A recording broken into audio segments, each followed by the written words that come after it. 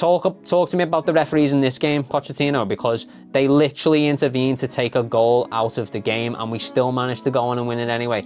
Right, we've got to talk about yesterday, haven't we, about that game. So that's what this is, let's do it. So Jurgen Klopp's greatest ever win, that's the title of the video, and that's what I believe. I believe it was Jurgen Klopp's greatest ever win. Now look, it might not have been his greatest ever game. Jurgen Klopp's been a part of some incredible games with Liverpool Football Club throughout his career. You know, Barcelona at Anfield, winning the Champions League final, winning the Premier League. I mean, these are all massive, massive moments in Jurgen Klopp's career. What I'm talking about yesterday might not be his greatest game at Liverpool, with Liverpool, but it is his greatest win with Liverpool for reasons that I'll get into in a second. But I think for me, the key thing about yesterday is that game, it encapsulates Jurgen Klopp's entire career at Anfield in a single game. And I mean, what better time to do it in his final season and everything like that. The whole story around it is so perfect, but we'll get into that in a second. Just if you think about when Jurgen Klopp came into Liverpool Football Club, the state of the game at the time, you know, it was us versus the financial elite in Manchester City. It was Jurgen Klopp versus insurmountable odds season after season after season. And, you know, very often he managed to overcome those odds. He managed to come out on top. Yes, Manchester City have beat us to a good few Premier Leagues, but we've won everything with Jurgen Klopp. We've won the Champions League, we've won the Premier League, we've won all the domestic cups. You know, he's managed to overcome those almost impossible odds time and time again, and yesterday felt like the culmination of all of that. The way the game went, and we'll get into it in a second, but the way the game went, it was, you know, it might not have been Manchester City we were playing, but it was us once again versus the financial elite in Chelsea Football Club. And as appropriately as Gary Neville put it, it was Klopp's kids versus the Blue Billion Pound Bottlejobs. And that's going to live with them. I mean, that's absolutely savage by Gary Neville, by the way. Like, obviously, he's just annoyed that Liverpool won. But what a bar. That is a bar, that Blue Billion Pound Bottlejobs. But that's going to live with them, I think. I mean, the internet has absolutely taken that quote and ran with it. And the thing is, you know, yes, he was just angry that Liverpool won, but he also is not wrong with what he said. The story around it encapsulates Jurgen Klopp's entire career, the way that had to work. First of all, the amount of players that we had out, you know, no Mo Salah, no Darwin Núñez, no Dominic Szoboszlai, no Alisson Becker, no Trent Alexander-Arnold, no Curtis Jones, no Thiago, no Joel Matip.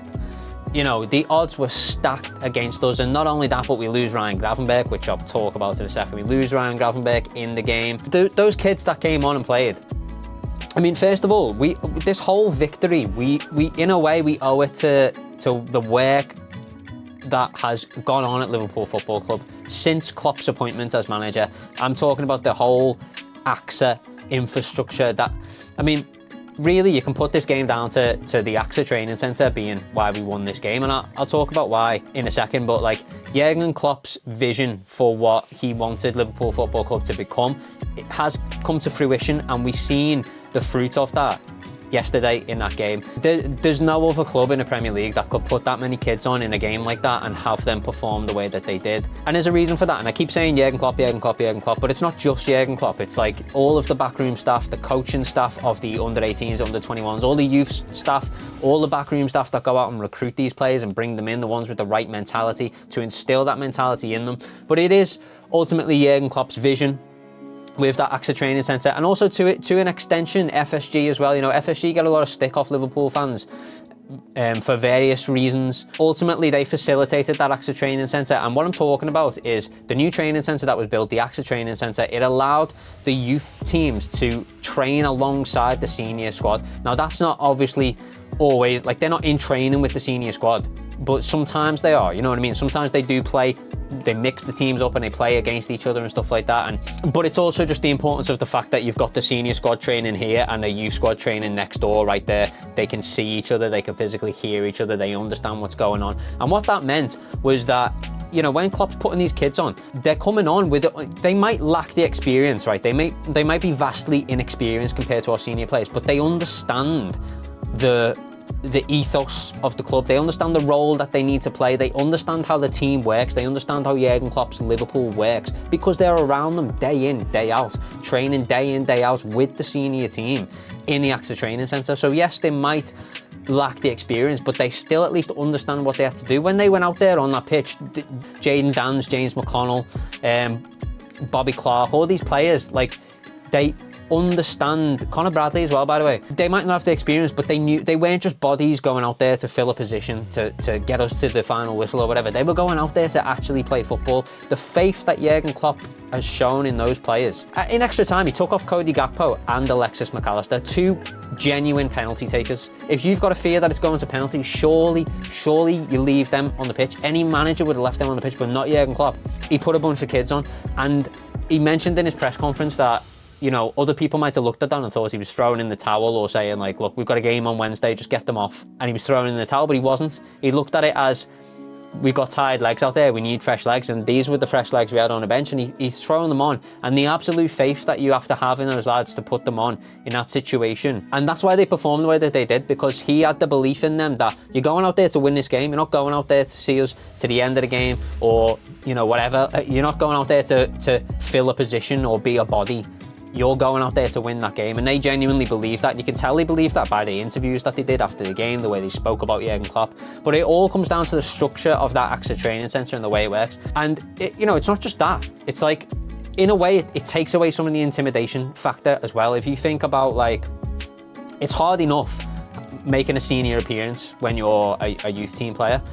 On top of that, it's a senior appearance in a League Cup final at Wembley. For a lot of younger players, is a very intimidating thing to do, because if you think about it, you're going out there against these almost like larger than life icons of Liverpool Football Club.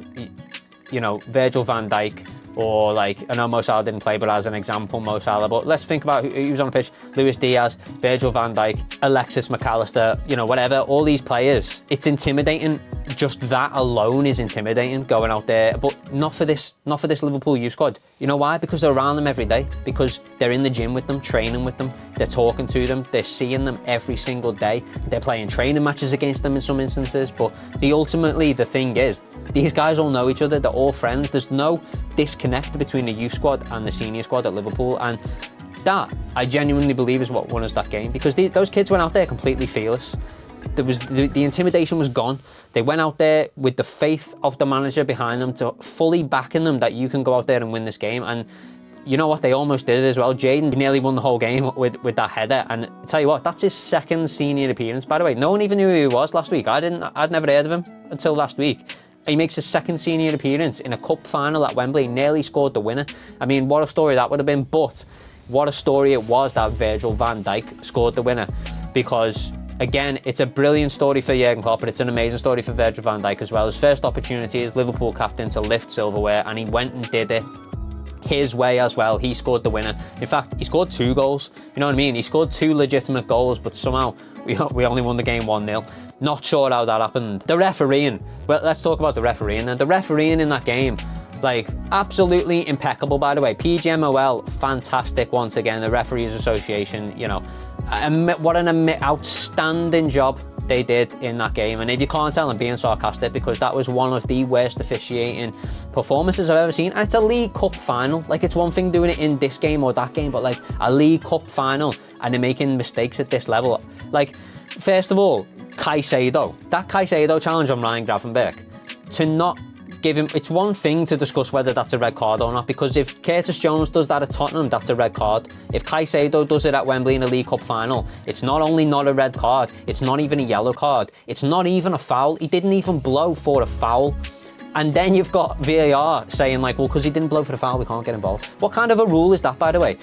When you've got VAR coming in to remove a goal from play. With that first Van Dijk goal, VAR intervened in the game to remove a goal, but they can't intervene to give a foul. Like, what are we doing? What is going on with VAR? It's like the whole system needs looking at. The whole thing is broken. But that The Caicedo thing, I'm not even saying it should be a red, because Curtis Jones's shouldn't have been a red. It was, but it shouldn't have been. So I'll be fair and say I don't think Caicedo's challenge on Gravenberch should have been a red, but it definitely should have been a yellow. And in all fairness, it should have been his second yellow, and he should have been off anyway, not for a red card, but for a second yellow. He wasn't even on one yellow. The amount of challenges that guy was putting is flying in all over the place. It was like his whole plan was just injure as many Liverpool players as possible.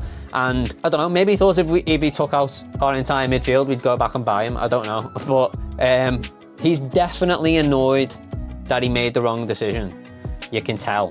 Like, the guy, actually, I don't know. I was going to say the guy always has a bad game against Liverpool, but lately he seems to have a bad game against everyone. He's actually not good. Like, I mean, what a favour Chelsea did buying him for 115 million, because we almost got him for 111, and what a waste of money that would have been. We would have struggled to get Alexis McAllister, Dominic Szoboszlai, and Wataru Endo, who I'm going to talk about in a second as well, because what a performance from Wataru Endo. But the referees missing that foul, that was just one in a whole host of mistakes that they made, and they gave everything to Chelsea in that game. Everything went against us. Pochettino played an absolute blinder with his pre-match press conference where he called out the referees because they were in his pocket. They gave Chelsea absolutely everything. They gave us nothing. And coming on to that goal, the first goal from Virgil van Dijk, which was a perfectly legitimate goal. VAR have literally looked at that goal and tried to find a reason not to give it. They've literally intervened in a game to take a goal away for a reason that, like, they've totally made that up. That, like, the thing is, right, Wataru Endo, if you actually watch it back, like, he literally does nothing, by the way. Like, what they're saying is that he started offside, and when he blocked Colwill, he became an active player. So because he started onside, he's interfered with play from an offside position. Sorry, when he started offside, he's interfered with play from an offside position, so he is technically offside. First of all, he didn't actually do anything. He just kind of stood there and Colwill ran into him. Now, they're arguing that Colwill was gonna get to that ball or that Virgil was his man or whatever. Like, that's all speculation. I thought it was meant to be clear and obvious. If it's not clear and obvious, then you can't intervene. But they totally just made up a scenario there where in their heads, Colwill was marking Virgil van Dijk. I'm pretty sure Colwill was marking Wataru Endo, which is why it happened in the first place. Colwill had his man, Wataru Endo, and thought, I'm good. I've got Wataru Endo locked down right here, boys. And then Virgil van Dijk's in and he scores the header. That's what happened. You know what I mean? Wataru Endo played them magnificently. And also, this happens in the Premier League week in, week out. So it's going to be interesting from here on out to see whether this new rule that they made up on the day of a League Cup final, it's going to be interesting to see whether this rule actually makes its way into Premier League football. Of course, it should do by the letter of the law, because it's apparently that's a thing now. It definitely won't though. We'll definitely see that this weekend. We'll probably see it in the FA Cup in midweek. And it won't get given because it's not a foul. Like, it's not a foul. I don't know what was going on in VAR that day, but clearly they've looked at that Virgil van Dijk goal and gone, lads, listen, we're gonna have to find something here to rule this goal out because Pochettino's paid us a lot of money. Allegedly, that, you know, I don't want to get in trouble, but it was a very interesting pre-match press conference from Pochettino, that's all I'm saying. But there's that, right? And that was a shame because Virgil deserved the goal, and also Wataru Endo, what an incredible game that he put in. He didn't deserve to be the one that was like, oh, we're ruling it off because Wataru Endo's offside. First of all, load of rubbish, but also just like, he doesn't deserve that, didn't deserve that. Thankfully, you know, it all ended as it should have done. Virgil van Dijk as well. I mean, justice jam on toast, because Virgil van Dijk scoring the winner in the exact same way as well with the header, like, it's just poetry.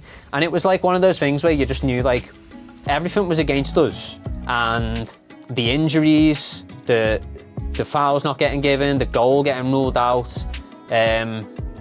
everything was against us, and it just felt like it wasn't going to be our day. And then when those kids came on, and like Gakpo came off and McAllister came off, I just felt like, if this goes to penalties, we're going to struggle. Because I back Kelleher all day in a penalty shootout, but like, you've got players on the pitch there that aren't experienced with this level of pressure and taking a pressure penalty, and you've just took off two players that are used to it.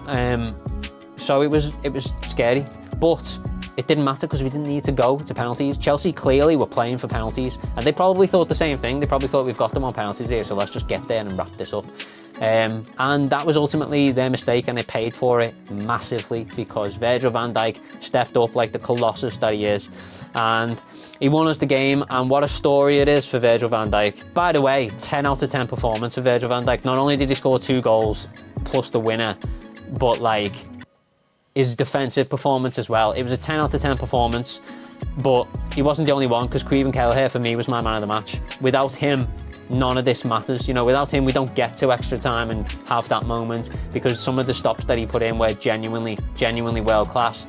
Again, we go back to the AXA training centre and what they're doing there, the goalkeeping coach with these goalkeepers, because Alisson and Kelleher, both of them are absolutely incredible, and they were genuinely world class saves that you would expect only Alisson Becker to be able to make a save like that. Genuinely do mean that. If those goals go in, no one's sitting there looking at that and thinking like, he probably should have got to that, because he shouldn't have got to that, you know what I mean? And equally, Liverpool shouldn't have won that game. We had no right to win that game with the team that we had out, the amount of injuries we had out. You think back to that Barcelona game, we thought that was tough odds. It was no Mo Salah, no Bobby Firmino, no problem, if you remember. And look, obviously it was Barcelona, which changed things massively. We're talking about a team with Messi and Suarez in the front line, like one of the greatest attacking lineups of all time in world football. But like, this was no Mo Salah, no Darwin Núñez, no Dominic Szoboszlai, no Trent Alexander-Arnold, no Curtis Jones, no Thiago, no Joel Matip, no problem, because the lads got it done anyway. Liverpool had no right to win that game, and it's something that this club is making a habit of doing. Istanbul final, the Barcelona game at Anfield, and now this game as well. And it's a great habit to be in, because it always gives you that belief. By the way, that when those kids came on and the crowd lifted with that LA, LA, LA, like that again also is something that inspires faith and belief in a team. And it's a perfect example of what a fan base should be like. You know, Chelsea spent most of that game singing about Steven Gerrard. I don't know what part of them as a fan base makes them believe that that kind of a chance is going to inspire their team to go on and win them the game, especially when it's a game as big as a cup final. You're singing about one of Liverpool's greatest legends, and all right, it might be a derogatory song towards Steven Gerrard, but like, we don't care. It was ages ago. It's not even the same era. Like, we're in the Jurgen Klopp era now. I couldn't care less if you want to sit there and sing about Steven Gerrard, but I tell you what, your players probably cared a lot more about it, because how is that going to inspire them to do anything? Meanwhile, you've seen what a difference it made when a real fan base actually get behind their team and push them and inspire them to go on and perform and win the League Cup final that they're currently playing right now. I'm not interested in singing about Chelsea's ex-players. I couldn't care less, quite frankly. It's all about what's happening in the moment. It's all about inspiring those players on the pitch and the kids on the pitch, rightly so, because it was kids on the pitch, and all right, Virgil van Dijk was the one that scored the winner and ultimately won us the game, but like, he deserved to, like I said. It was the perfect result. It was the perfect ending to that little story.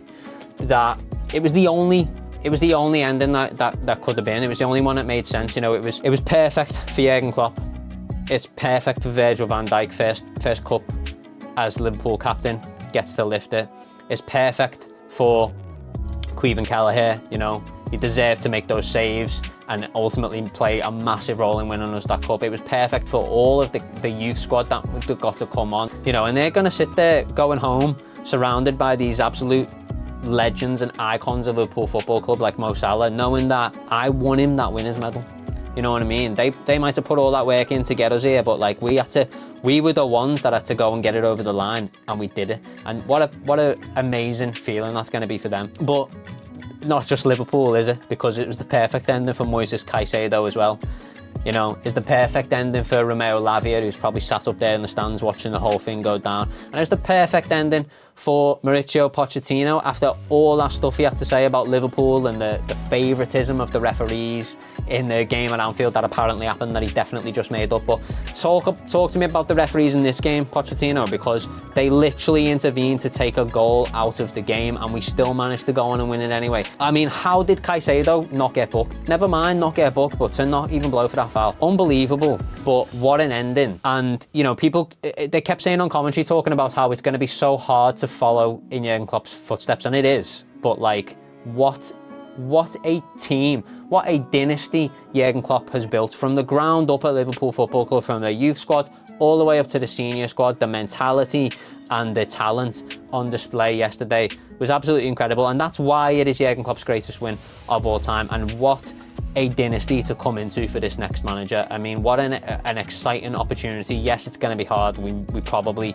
will expect a little bit of a drop off when it happens, but I mean, the sky's the limit with this Liverpool squad, with all of them, not just this senior Liverpool squad, but the lot. I mean, just incredible. What a win for Liverpool Football Club. I think genuinely the greatest win of Jurgen Klopp's Liverpool career. Might not be his greatest game, but greatest win for sure. How do you top that for the rest of this season? There's only one way, and that is to go on and win the Premier League. So let's do it. We go again on Wednesday in the FA Cup, and then it's back to business as usual. But Liverpool have won the first piece of silverware on offer this season, and here is to the next 3. As always, guys, if I've missed something, I didn't even get to talk about Wataru Endo. What a performance Endo put in.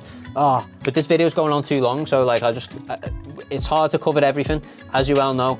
But listen, guys, Wataru Endo, Darwin Núñez with the celebration coming off the bench as well, like. Just the passion, the level of passion that man shows, like even when he's not even playing, like to just, like I don't know if you've seen him just launching Curtis Jones out the way, running down them stairs, leaping over the barrier, like, I mean, that guy bleeds passion as well. It's just the mentality in all of these players from back to front, senior to youth, is just incredible. And Wataru Endo, we are so lucky to have him. Like, we're so lucky that Chelsea beat us to Moises Caicedo and spends 115 million on him. Like, I can't even tell you. And we're even luckier that they then went and got Romeo Lavia, who hasn't played, like, I think he's played about 3 minutes due to his injuries. And it's just like, we'd have been stuck with that and no Endo. So what, God knows where we'd be or what we'd be doing. But thankfully, the cards fell for us, and here we are with Wataru Endo. What a player. No one would even know who he was if Chelsea didn't buy Moises Caicedo, and he's like, what, he's the best DM. I mean, who needs Declan Rice when you've got Wataru Endo? Anyway, what a win. If you're not subscribed already, make sure you subscribe and like the video, and we'll see you in the next one, as always. Peace.